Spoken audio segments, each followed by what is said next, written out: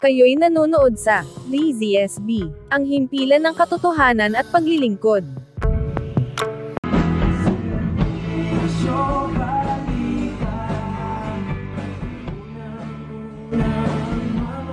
₱2.2 billion halaga ng hinihinalang shabu na sabat. Bago tayo magpatuloy, huwag pong kakalimutan, mag-subscribe sa aming channel.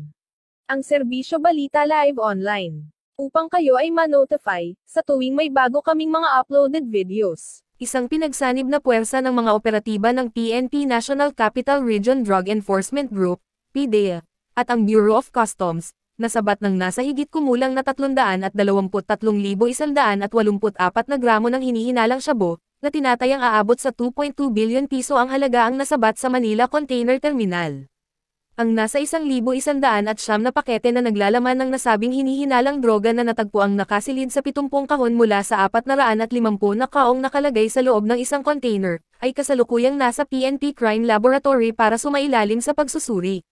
Batay kay PNP Chief Police Brigadier General Benjamin Acorda Jr., nauna dito ay nakatanggap ng impormasyon ang mga intelligence agents ng PNP Drug Enforcement Group na may paparating na malaking shipment ng droga sa bansa.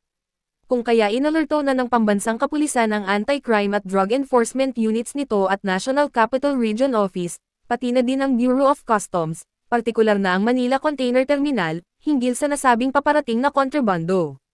Pinasalamatan at pinuri naman ni Acorda ang lahat ng mga operatiba ng iba't ibang ahensya at sangay ng kapulisan, sa matagumpay na pagkakasabat sa tinuturing na pinakamalaking drug shipment sa kasaysayan ng PNP.